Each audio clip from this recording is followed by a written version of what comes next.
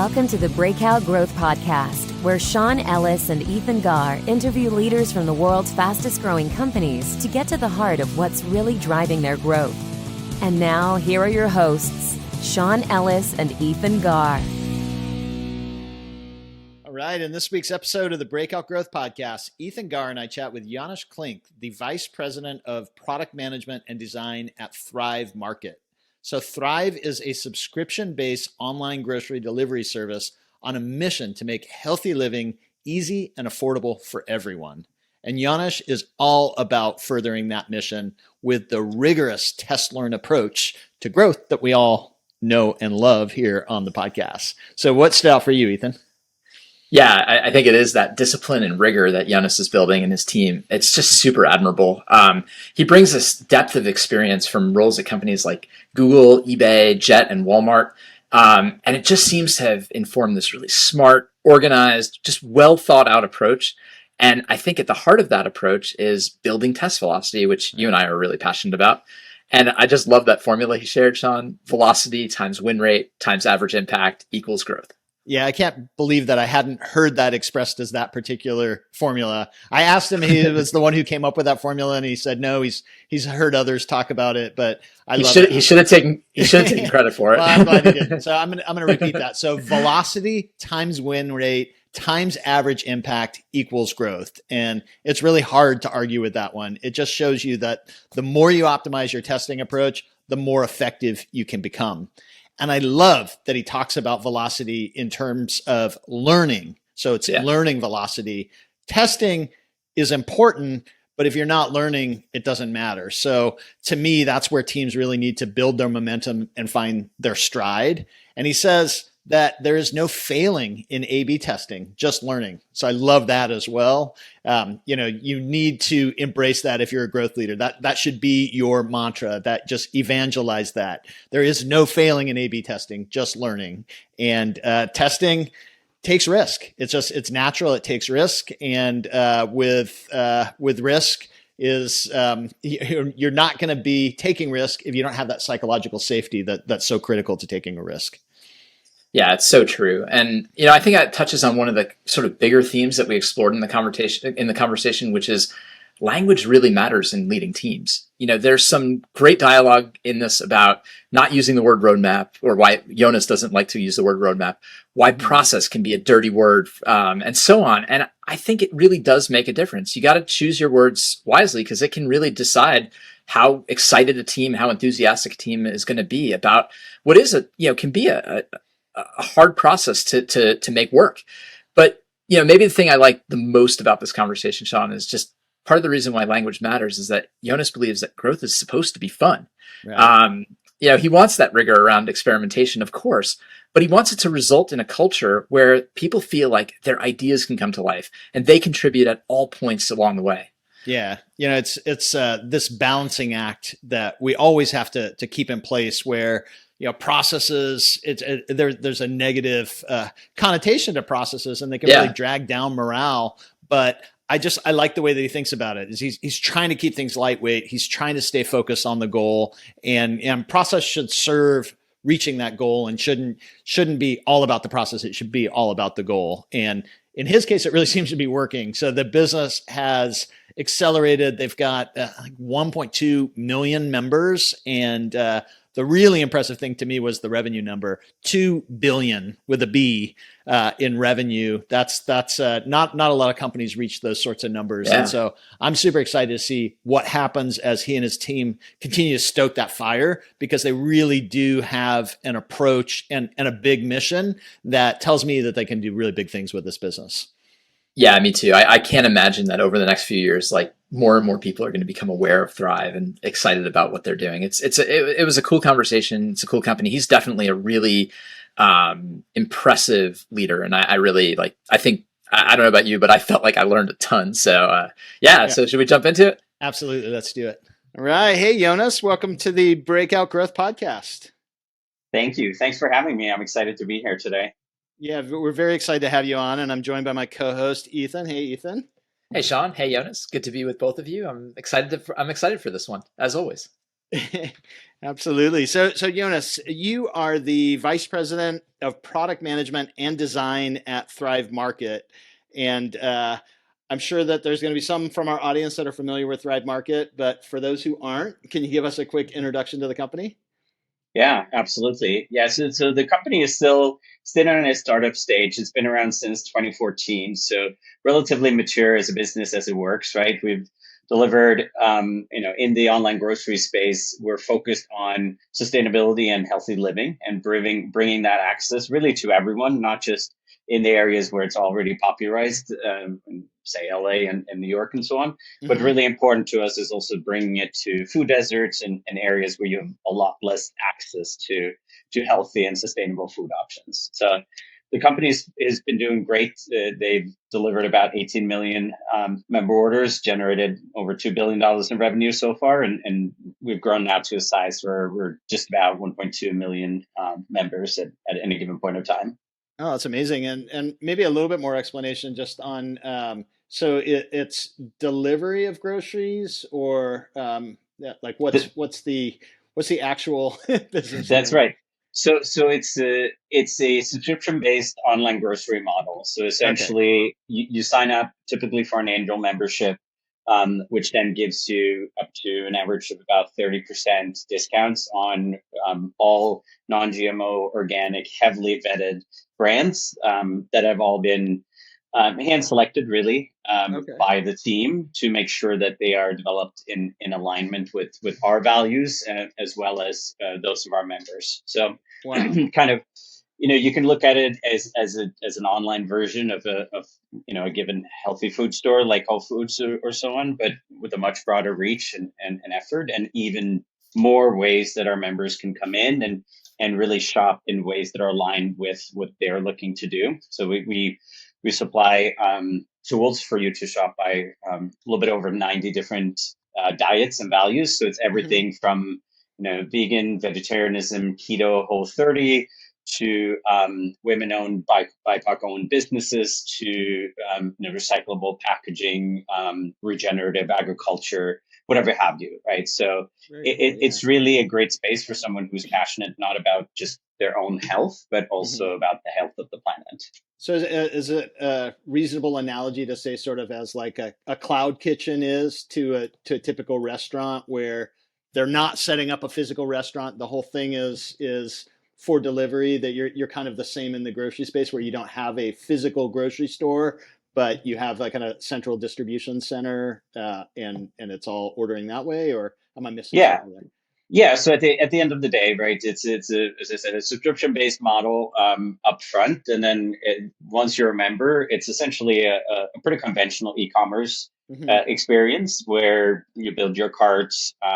We have a very powerful subscribe and save program we call AutoShip Hmm. that is really just meant for you to have the convenience of shopping at your own leisure, or Hmm. we'll send you your favorite products based on your own curation as well as our Hmm. recommendations on a monthly basis or whatever cadence that you determine is right for you and your family. And then do you partner with kind of organic grocery stores or you're sourcing everything and like where do the actual how does the actual like getting the physical goods to people work?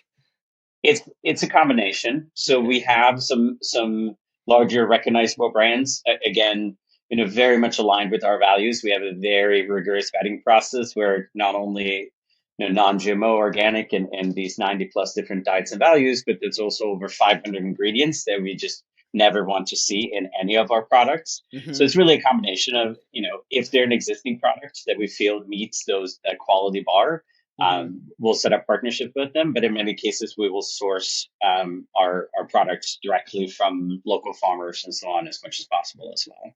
Okay, cool. I think I've got a handle on it. Ethan, any other clarification you want to try to Yeah. cover? No, Jonas, I wanted to dive into a little bit about your story and how you got here, because you and I spoke, and it was really fascinating. You've worked for some very interesting companies and some interesting roles, but I know you're relatively new to the role, but what was it that got you really excited about applying your experience from from those roles here, and maybe just give us a little background on yourself as well. Yeah, no, for sure. It's really just really felt like a homecoming where the kind of 15 plus years that I've spent primarily in the e-commerce industry, all kind of feel like it's led up to this moment for me. So if I go way back when, I come from a computer science background. I tell my engineering team I used to do honest work back in the day where I'd actually write code and dig into the technology before I moved over to the quote unquote dark side of product management. But really, I come by ways of starting at the technology company Google, in that case, moving into more technical product management, and then got approached by eBay to go work on their accessibility program, which was really my first love. That's where I did my thesis, working with primarily with those who are visually impaired, but really across any special access needs. And I was able to go into eBay and apply that skill set into e-commerce, and then gradually hand off the reins to the accessibility program and go deeper into the e-commerce side of things. So I've had the good fortune of first being able to work for the biggest marketplace on the e-commerce through eBay, then for the biggest retailer, because I went to Walmart after that by ways of Jet.com, a startup that they had acquired. And really, once I got towards the end of my Walmart tenure, I was really looking for something where I could do something that felt more, even more mission driven, where I could really get my hands on aligning kind of the superpowers I feel like I bring professionally to the table with doing things that I was also just very, very passionate about. And there's two things more than anything: health and fitness, especially for myself and my family, as well as the environment, sustainability.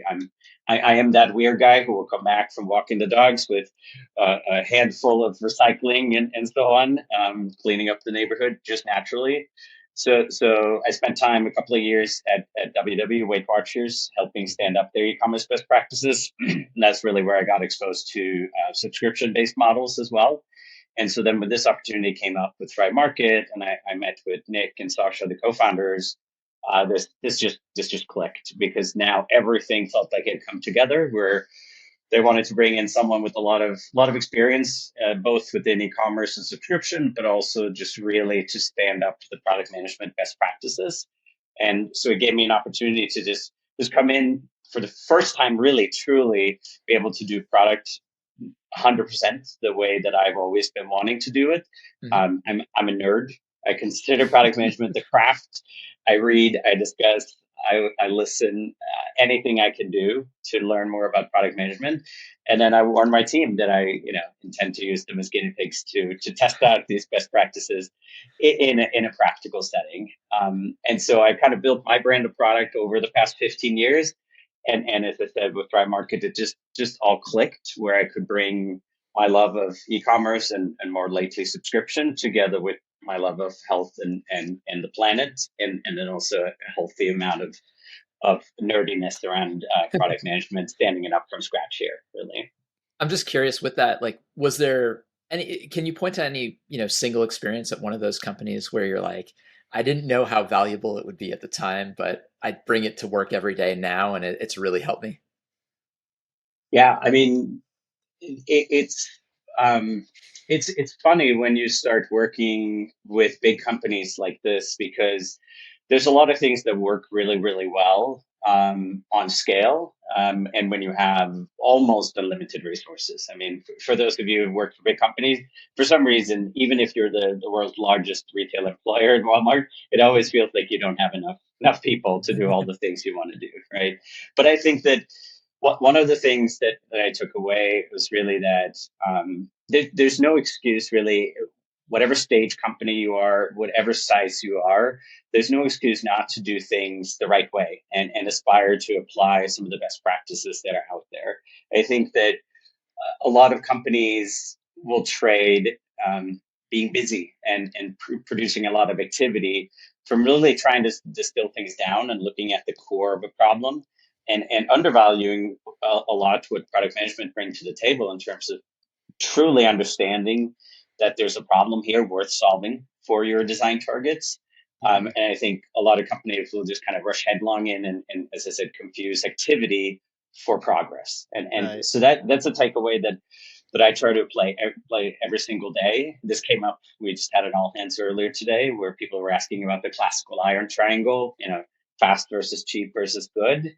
And I think that looking at learning velocity and really thinking about how do you incrementally and cheaply build confidence around an idea, and just kind of graduating it from stage to stage, and only doing as much work as is needed for you to be able to prove or disprove your current hypothesis. That's an art form as much as it is a science, and it just this just makes all of this deliciously fun to me. And I imagine, especially in a company where there is that perception of unlimited resources, the desire to try to get to validation of a hypothesis with the least amount of work and the least amount of resources. Maybe there's a little less pressure to do that. But I know it sounds like even if there's the perception of unlimited resources, you were still faced with resource constraints there. But do you find in a startup environment that trying to validate hypotheses is just more natural to focus on the fastest, cheapest, easiest way to validate a hypothesis? I found that, obviously I have a data point of one, right? This is the first kind of true startup, because when I was with Jet.com, they'd already been acquired by Walmart. So although it was still kind of a startup-like environment in our day-to-day work, it was not executing truly as a startup. And I think what's been refreshing coming into the startup world is that there isn't a lot of these preconceived notions that maybe come, with certain companies feeling like we got it figured out. We established product market fit 20 years ago or 70 years ago, and we got this down, and all we need to do is just keep making things better. And as long as we keep making things better at enough scale, we will keep making more money, which is in many cases true. Right. But it makes the environment kind of stale. And when you're part of a smaller company like this, where you come in and I felt like I had some pretty radical ideas that, Nick and Sasha, the co-founders, at least from their perspective, they had never been exposed to before. They just essentially said, yeah, we hired you because you're the expert in the room. So go do it. Right. And that was just incredibly refreshing. Many other big companies, I would have to cut through like 3 months of red tape to be able to prove why my model might be better than what we had done previously for 5 years, 20 years. Right? Yeah, I'm curious on that hiring. You have a pretty unique title, being VP of Product and Design. I'm curious if they were hiring for that or they were hiring for just one, and you said, "Yeah, guys, it really makes sense to combine them both." Like, how did the decision to call the role VP of Product and Design come about? I think some of it out of necessity, and some of it out of foresight. I think that there's a lot of overlap between, to me, the UX design practice and the product management practice, because at the end of the day, you are trying through different mediums to essentially advance an idea or advance an hypothesis to, as I said, through various stages of tests, right? And I think bringing the product and UX team together for an organization of our size made a lot of sense. The team was reporting into Sasha, the co-founder, who was also the CTO before. So it was really a necessity, I think, for them to, they both wanted to kind of up-level the role and bring in someone who had done product before, but then also have someone who had the time to really invest in the team and really grow, especially the ways of working, but also grow the talent into really its full potential. So I think having the team working really closely together, where effectively each of my PMs has a UX counterpart, and they're paired up as a atomic unit almost, and they really look at two sides of the same coin, where typically the product person will spend more time on the quantitative angle, and the UX person will spend more time on the qualitative angle. They also own doing user research. We're not large enough to have our own user research standalone team yet, which actually has turned out to be pretty good, because it avoids kind of creating another team that can often become a bottleneck. I think every organization I've been part of has, whenever there's a standalone user research team, the inevitable discussion is, how can we possibly get more people on the user experience side? Right, So right. when these things become everyone's responsibility, the UX designers in many cases are pulling data as well on the quantitative side. I think it brings much more well-rounded individuals to the table where everyone is showing up steeped in customer insights. And it's actually worked really, really well together. I mean, it's in full transparency. There was some nervousness on my side because while I have worked really, really closely with design and UX my entire life, this is the first really formal experience I've had with truly having the team reporting directly into me. I've had kind of dotted line relationships and so on before. Sure. Do you have a separate growth organization then, or is that kind of rolled in what you guys are doing, or how does that fit? So the way we've got it set up is that we have the product team that is focused on growth. The two of our pods or Scrum teams, we call them pods, are leaning into growth pretty much full time, both acquisition and retention, and they work very closely with the business side of the house that are managing more our social media campaigns and so on. So they're in short, they're responsible for bringing the eyeballs to the site. We are primarily responsible for turning those eyeballs into happy and paying subscribers. But we work extremely closely on a week to week, almost day to day basis to make sure that ideas get cross-pollinated and that the story that is told is consistent for everyone who's coming in and going through the whole funnel. I just wanted to go back. I thought it's interesting when you said each product manager has a UX counterpart and they work very closely together, which seems like a really smart way to do things. You mentioned earlier that one of the keys with experimentation is not trying to do everything, but trying to focus on the right things to do. Do you think having that tight coupling between design and product allows those teams to kind of slow down and focus on what's important more? Do you think that's a big part of that? I think so. We've tried to really kind of, in the root of it, democratize the ideation. So we have weekly instances where the whole team is involved, including engineering, QA, analytics, and the business side of the house. So ideas come from everywhere, but ultimately the PM and the UX individuals are responsible for making sure that there's a very healthy idea funnel that flow in, and especially in member growth, where that's a high velocity testing area. And so it puts a good amount of pressure on the team and on the individuals who are involved in there, that they are, both kind of creatively inclined, but then also really steeped in understanding exactly what's happening and what does the competitive landscape look like? What does our funnel look like? Where is traffic coming? Where is it leaking? So it's more of a sieve than it is the funnel. And that takes a certain kind of mindset and a certain kind of individual. But I think pairing up the oftentimes more creatively inclined UX individual with the oftentimes more data inclined PMs has been a really successful combination, because to me, the quantitative and qualitative insights go hand in hand, right? The quant insights tell you what's happening, and the qual insights and the designs can help you uncover why that is happening, right? And without having both together, you're really just seeing part of the picture, right? So to me, this feels like a very natural pairing, and it's worked extremely well. Yeah, it seems like a good pairing also, because it's funny, a few weeks ago, Sean and I spoke in front of a very large CPG company. And one of the things, I think in one of the questions that came up, I think, Sean, you mentioned it, you said, often it seems like the two places where you run into bottlenecks with experimentation are data and design. And that's not to say that, the people there don't play nicely with others. It's just that those are interesting resources to have to tap into. So it seems like being able to pair those together the way you're doing it might actually sort of unlock a lot of opportunities. But I think one of the reasons for that, I think, is that, and I experienced this myself too, is that, design is always balancing this, walking this tightrope with get it done fast and do it right. Like really like high quality, do the research, do it right, versus get it out there because the product manager is saying, we want to run this test next Tuesday.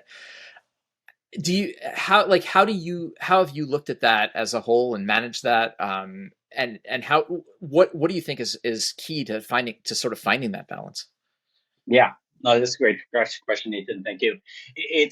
I think at the end of the day, right, there's a couple of important building blocks here. One is to have a very clearly articulated direction that you're ultimately working towards. This is the case where I will actually use the expression North Star. You'll find me a bit of a stickler for some of these terms because I feel like they've been overloaded and overused many times.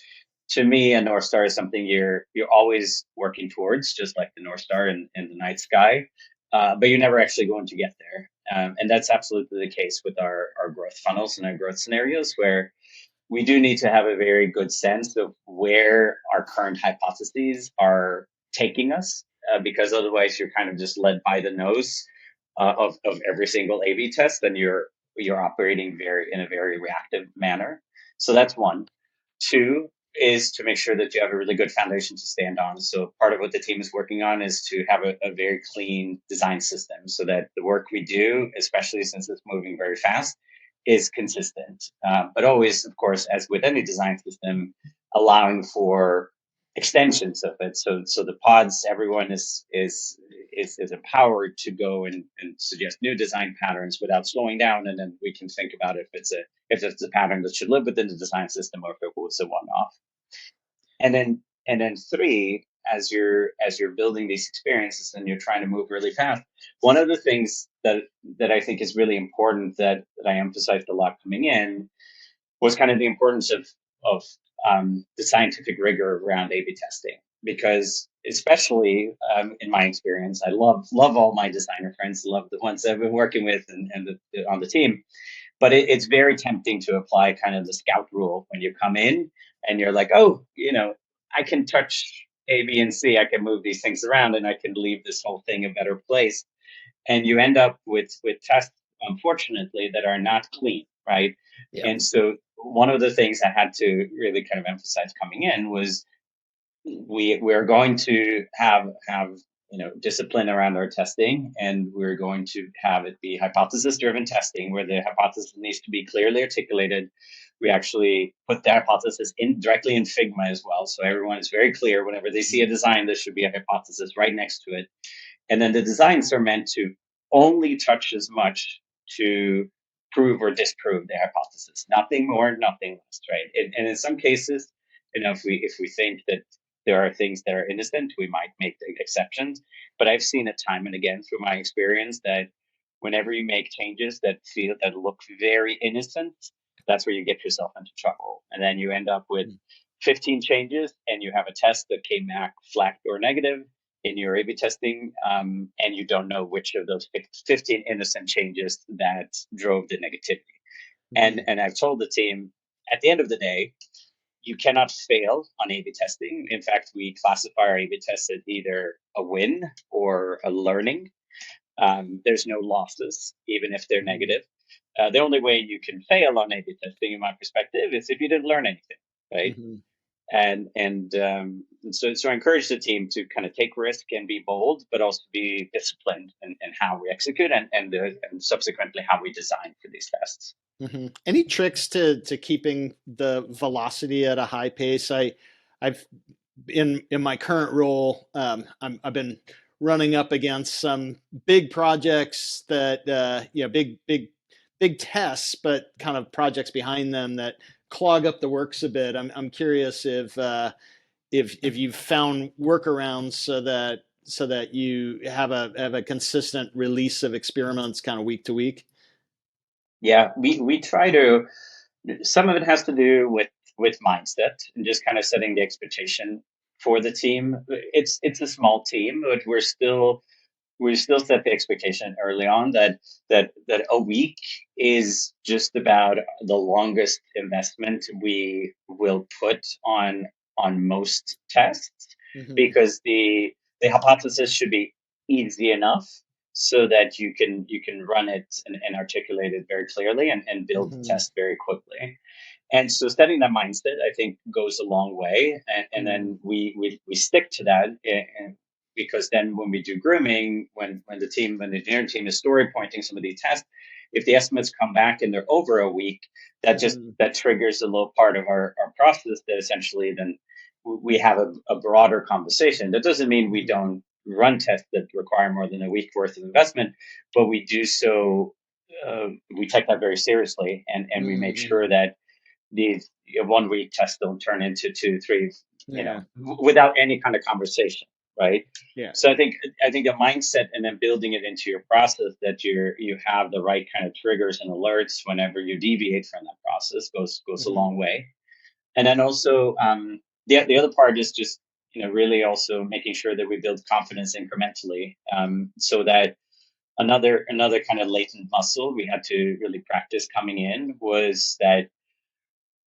And this goes out to my engineering friends, which I also love, and I worked with tons of talented people there. But having been in that world myself, you tend to want to build for scale, for security, for all the bells and whistles on the first version, and that's where you also have to be really rigorous, and that's where the PM needs to be very clear and say, for our V1, I intentionally don't call it MVP because that's another heavily overloaded term, but for your V1, what is it that you're actually trying to learn?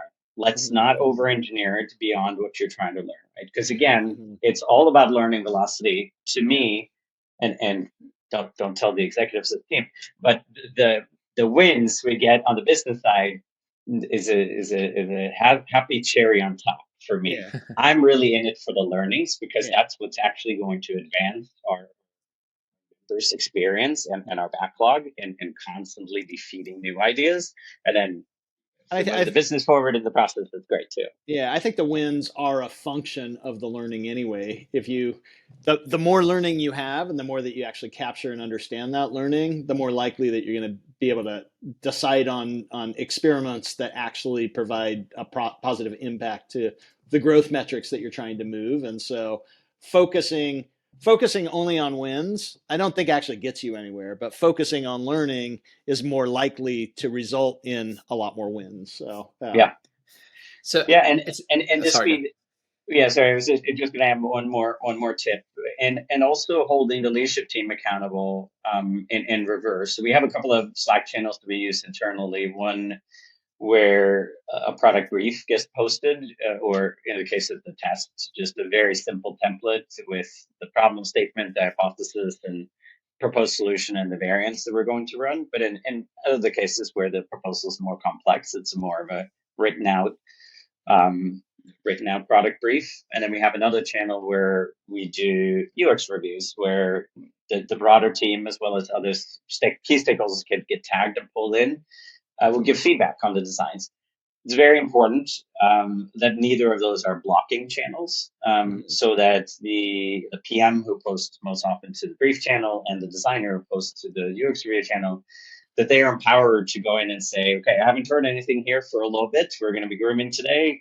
Speak now or forever hold your peace, right? And that's our commitment also as a leadership team, because that's also an area where you can identify bottlenecks, right? Mm-hmm. And easily become you need to go through the peanut gallery to get something out there. So no, we hired smart people. We've empowered them, and if we don't make the time to review the work, we're just going to have to let them do their work, right? Mm-hmm. So I'm curious, you really you touch upon the testing rigor, which I think is super important. And I think Sean's question also alludes to the fact that earlier question that sometimes it's very hard to stick to that rigor. Sometimes there is that second, there's that one little thing you want to include, you don't want to wait for. And I think that those are always the real life challenges you have to deal with when it comes to experimentation. But I'm curious, in terms of when you say, when you talk about this commitment to hypothesis and the only failed test is the one that you don't get a learning on, has there been one or two common reasons? Have you had those failures where you didn't get the learning that you say it's usually because we didn't do this? Yeah, that happened in one of the product areas quite frequently in the first quarter, actually. And the failure to learn just came from essentially that we felt like we had some pretty well-informed hypotheses around customer pain points, where, in full transparency, as we were trying to overcome the cold start problem with that team's backlog, we felt, okay, going in and following industry best practices and focusing testing of those industry best practices in area of high reach, that we were going to be able to supplement going to do the work, which we were doing in parallel, to truly identify customer pain points and go after those opportunities. That is not a mistake I will ever make again, because most of the tests essentially just came back flat. And so that didn't mean technically that we didn't learn anything. As an aggregate, we learned that we were operating in areas where we thought there were pain points for customers, because they are well-known pain points in the rest of the e-commerce world. It just happened to be that it just didn't apply at the same scale to the Thrive Markets members that we're applying it to. So I think in those cases, the meta learning from that was that we need to conclude our customer research. You really need to drive with insights. And so I won't make that mistake again. I thought I could outsmart myself. And B, we need to make bigger swings. Right? We need to go and really provoke a signal. And the guidance I've given to the team heading into this second quarter is, let's make sure that we have a few tests that, I don't care if they are 10% positive or 10% negative, but let's get out of this kind of flatlining that we've been operating in, because it just sends a strong signal to me that we have yet to really uncover what our customers truly care about when it comes to this experience, right? And there was such a fantastic insight and a humbling learning opportunity for me in the process as well. With that commitment to trying to keep tests to under a week, do you find that those sometimes run against each other, where it's like, hey, we want to take bigger swings, but like bigger swings sometimes do require more investment in resources and things to launch, or do you feel like you're able to control that? Yeah, no, so it's a good clarification. So the 1 week is in one of our product areas, the growth product area. In other areas, we operate kind of on a different time frame, but it's not a hard and fast rule. I think we've seen enough in our growth areas that when it comes to pure member growth, it's been velocity has been the name of the game, while of course keeping a very, very close eye on the win rate. And so we've been able to maintain a very healthy win rate in that area. So it's really just it's been a function of just how can we just do more tests, right, and push more through the pipeline, because it's just simple math, right? If we keep the win rate and the average win going, then just more tests will just get us more wins, right? But that's not true in every product area. The other product area that I was just talking about, in terms of a lot of the tests being flat, we were initially experimenting with a slightly lesser velocity version of that same strategy, and it's just not going to be the strategy we continue with into Q2, because we're just going to need to take bigger swings, and it's going to take a little bit more time. So there's no one size fits all here. Yeah. I think it really comes down to the nature of the problems you have. Some areas where a lot of it is about eliminating friction, like in growth funnels and so on. Velocity is very helpful. Other areas where you're still trying to understand what the member opportunities, the pain points look like, velocity is not going to be your friend, because then you're just running headlong into generating a lot of tests that come back flat. Right? Yeah. So a couple of questions for you here. First, you've referred to the team as being relatively small, but you've been on some massive teams between Walmart and Google, and probably WeightWatchers as well. So at least relative to early stage startups. So I'm curious, when you say the team is small, how many people are actually on employed by the company? So on the corporate side, it's a couple of hundred, and in total, it's a little bit over 1,000 or a couple of thousand. So the product and UX team is very small.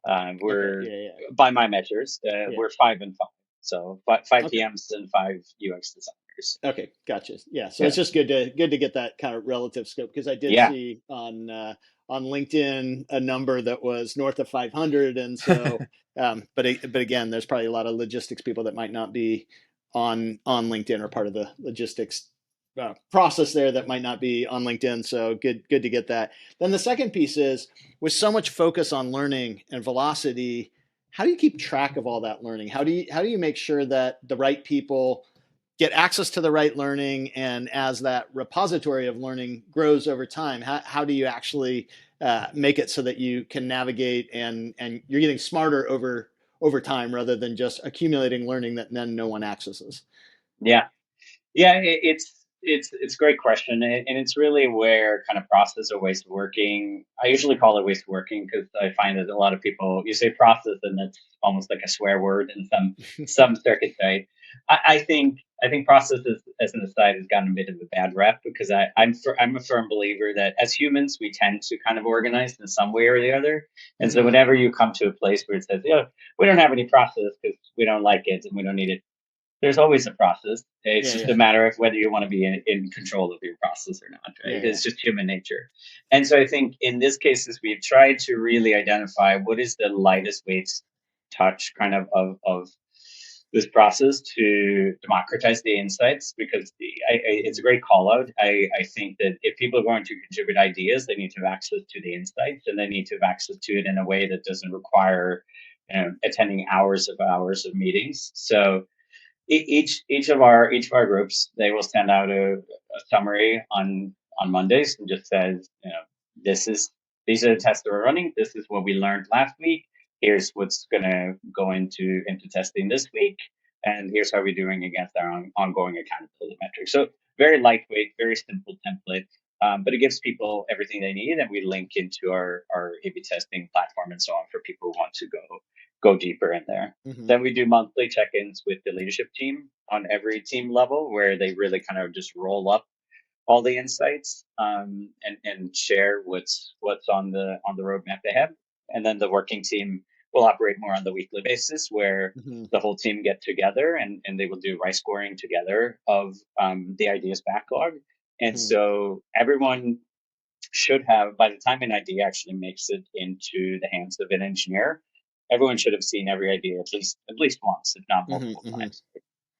Yeah. So one of the things that I am struggling with myself there recently is kind of, there's learnings on the experiment level that make sense to attach to the experiments, but then what's the high level learnings that kind of connect all the things together, so that you start to see, we've run a bunch of experiments in this area and none of them have really yielded great results, while experiments in this area always seem to yield good results. And then there's a lot in between there.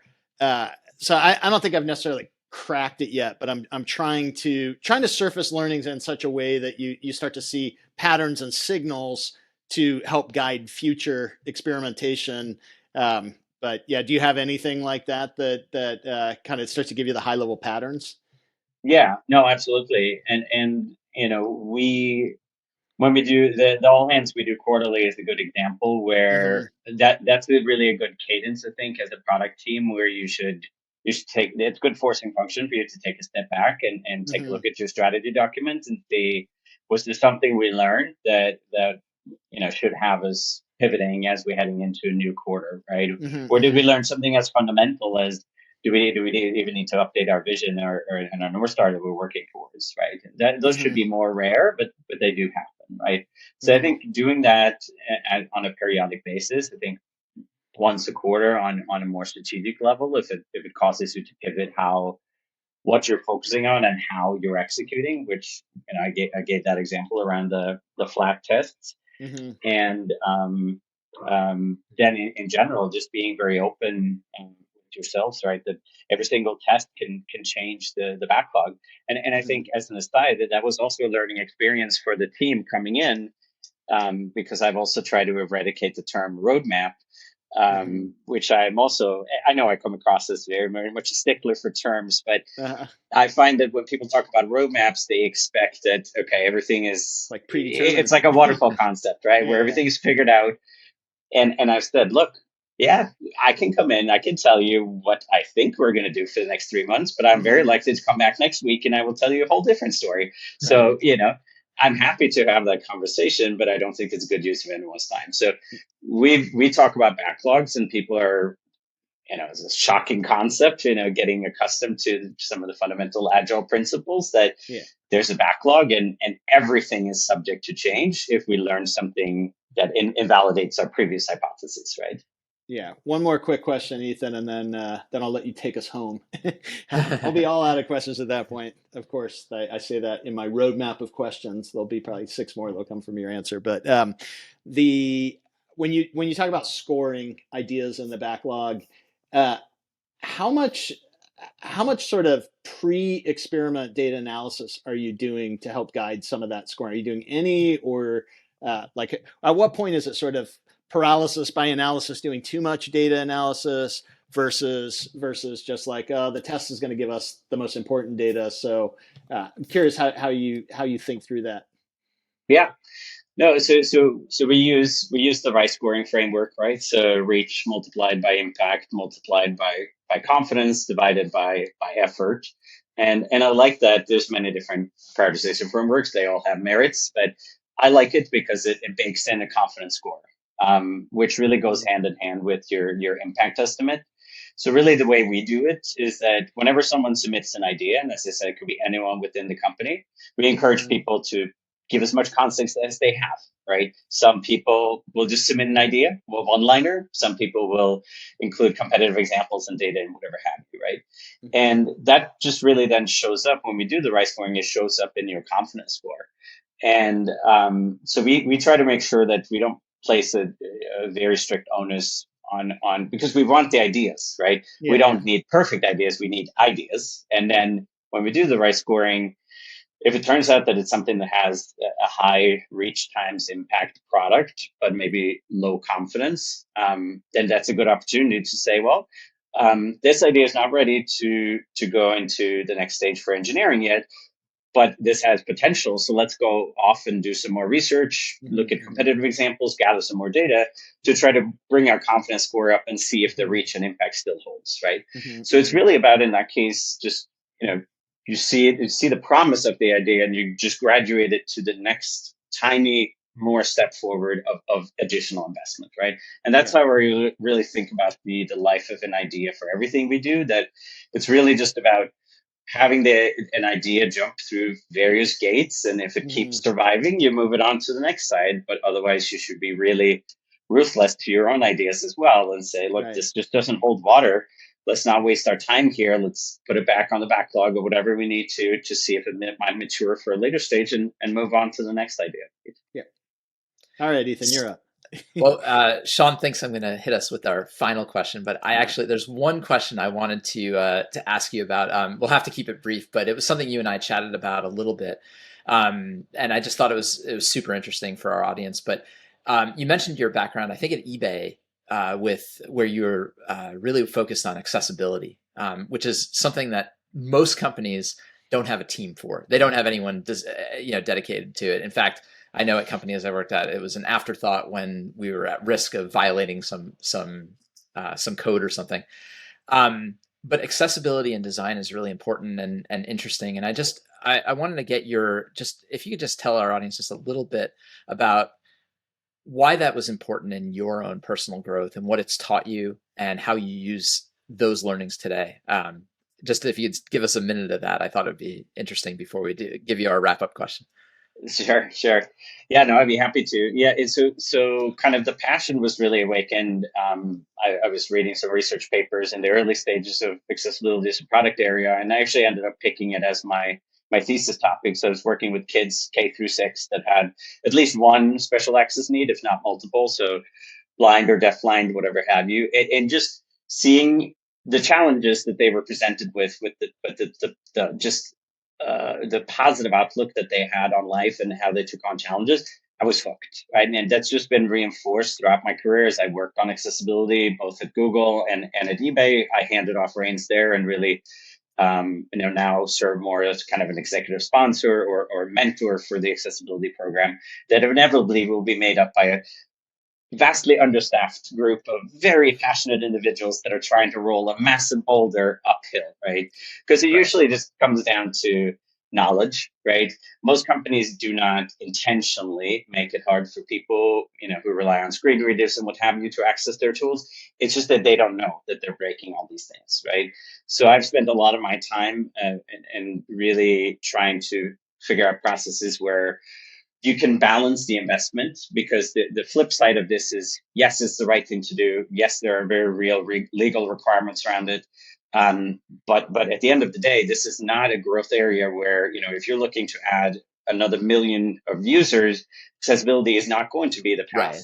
So how do you make sure that you can still do the right thing, because it's so important to do, because it's disproportionately impactful to each of these individuals, but you right size the investment so that it's actually something that the company can take on, right? Because if you ask for too much, oftentimes at some point you'll get the hand and say like, oh, this is getting a bit too expensive and we have real OKRs that we need to deliver on, so please go away and don't talk about this for a while, right?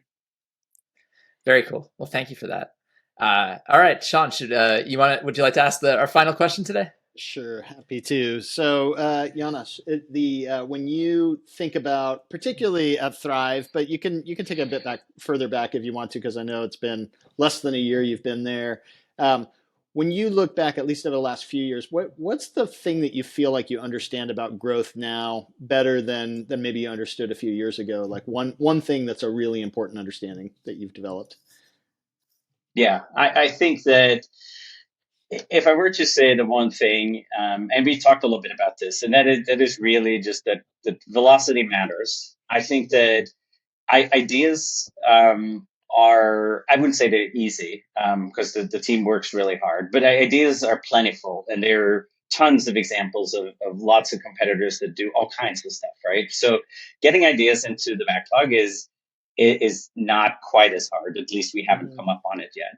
But being able to execute with velocity and maintain the quality of those ideas so that you maintain the win rate, I wouldn't say that that we have it figured out. Certainly not, and I'm still fairly new to the game. But just the simplicity of thinking about it that way, that you're looking at velocity times your win rate times your average impact. And if you just keep doing that and you're maintaining, especially an eye on that win rate, you will drive growth, right? And in some cases, you need to kind of poke the bear, and you need to do something to force yourself out of a local maxima. So you're not just doing small incremental things, but you're also willing to make some big leaps and try something radical from time to time.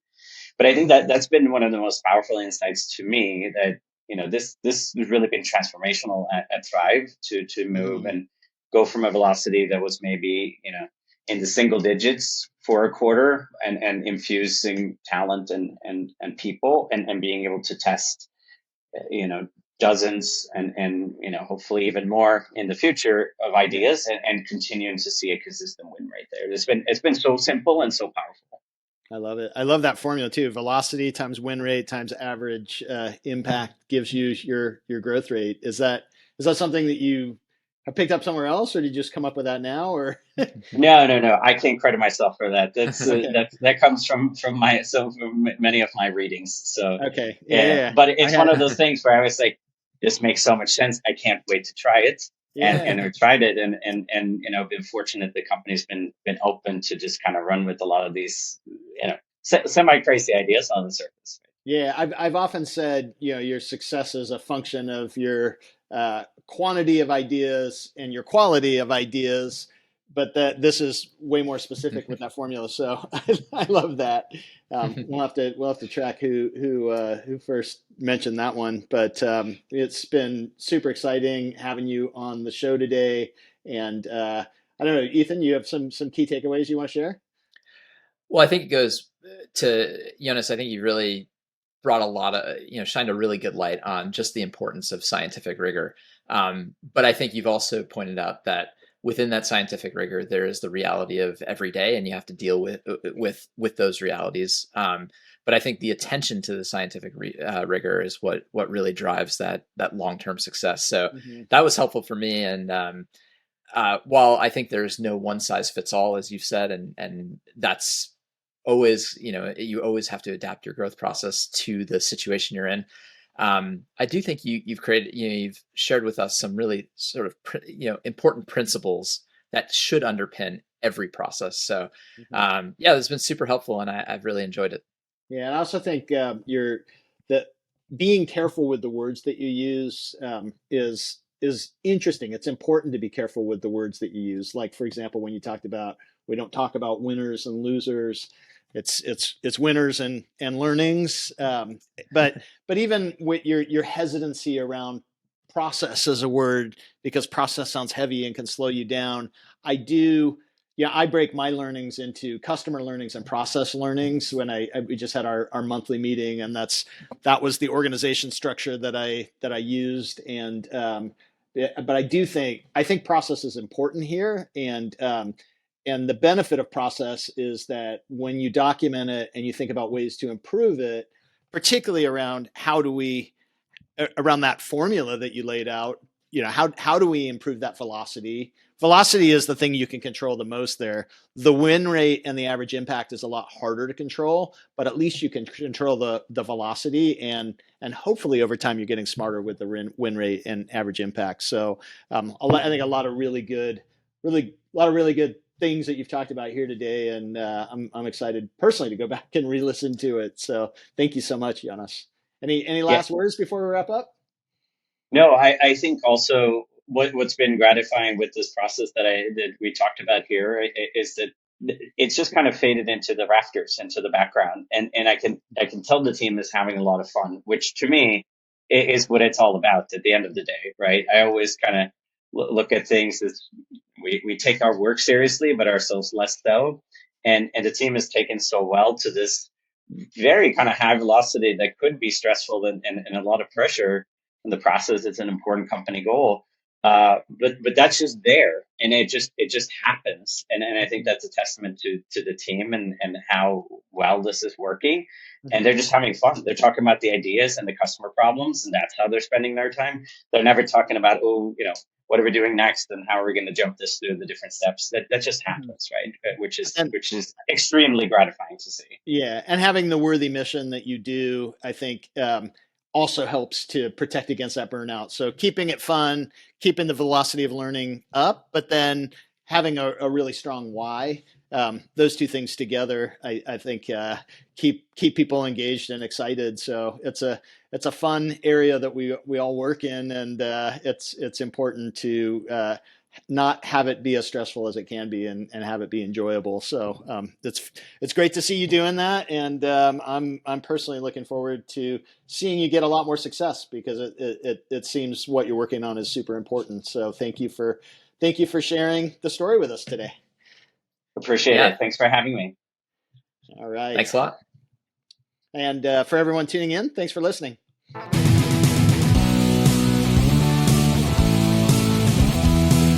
Thanks for listening to the Breakout Growth Podcast. Please take a moment to leave us a review on your favorite podcast platform. And while you're at it, subscribe so you never miss a show.